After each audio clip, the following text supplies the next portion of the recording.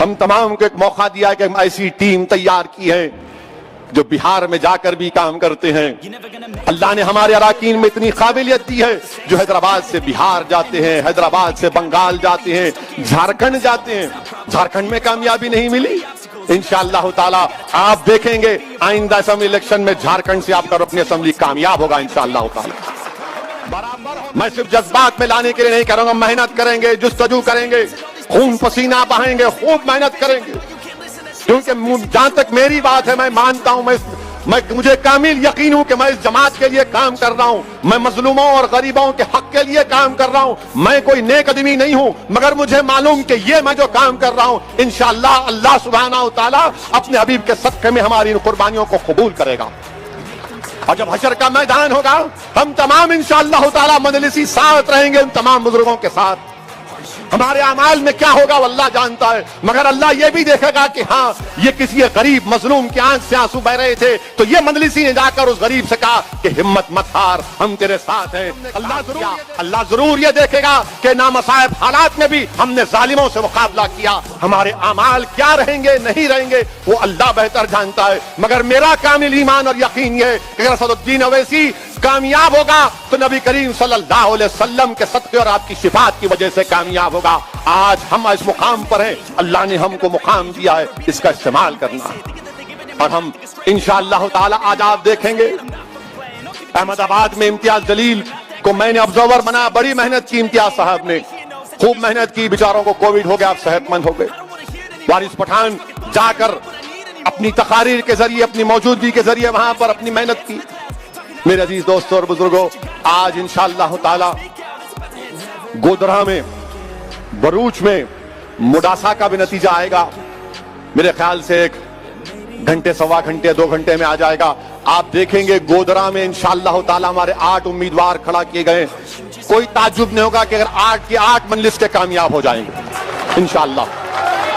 मुडासा में कामयाबी मिलेगी, मुडासा में कामयाबी मिलेगी, भरूच में भी मिलेगी, क्योंकि गुजरात में हमने, मैं शुक्रगुजार हूं वहां की भारत ट्राइबल पार्टी के सदर छोटू भाई वसावा साहब का, जो 20 साल के मिले। छोटू भाई वसावा मेरे को फोन किए थे आज से 1.5-2 महीने पहले कि ओवैसी साहब आइए गुजरात को, हम आप और हम मिलकर काम करते हैं।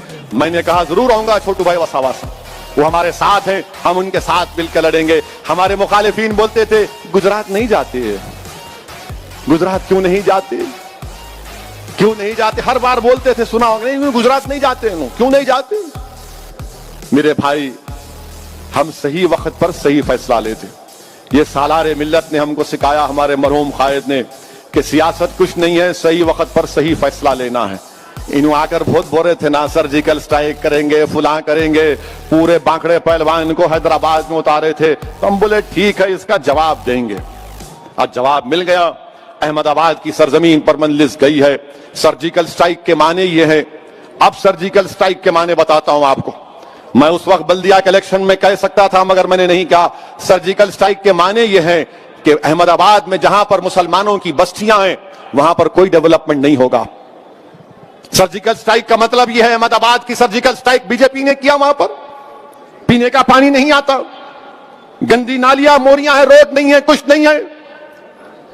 यह सर्जिकल स्ट्राइक का मतलब है।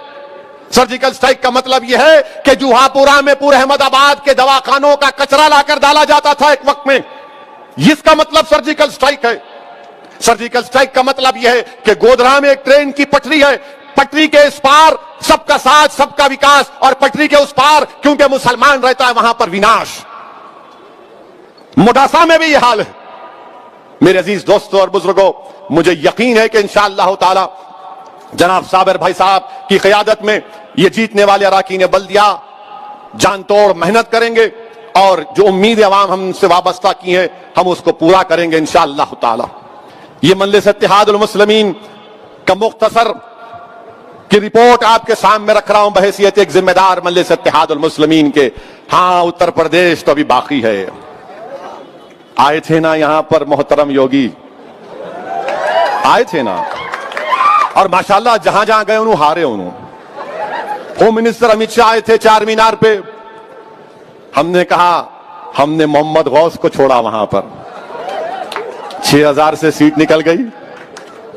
योगी आए, आप देखें कि पूरे चंद्रायन गुट्टे में आप साफ, जहां जहां गए, बाद में बीजेपी के लोग, किसी दिल्ली में एक सहाफी मेरे को बताए कि नहीं भाई हम लोग खामखा वहां गए, वहां दाल नहीं गलती हमारी।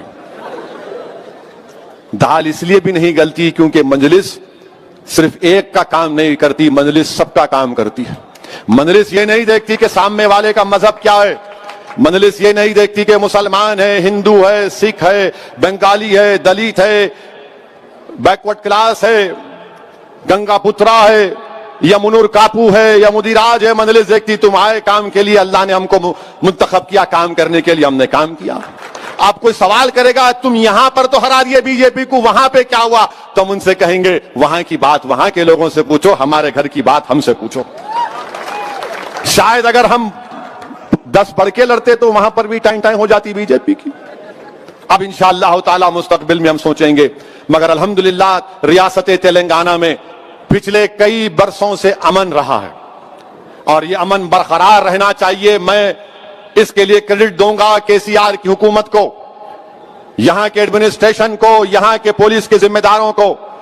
इलेक्शन होते रहेंगे, कोई जीतेगा कोई हारेगा, मगर अमन को बरकरार रखना। यहां मौला अली में एक छोटा सा वाकया हुआ था, मैंने फौरन हमारे रुकने कानून साज कौंसल रियाजुल हसन अफंदी गोल्डी को कहा कि जाओ गोल्डी, दिल्ली से फोन कर जाओ, फौरन जाओ मौला अली।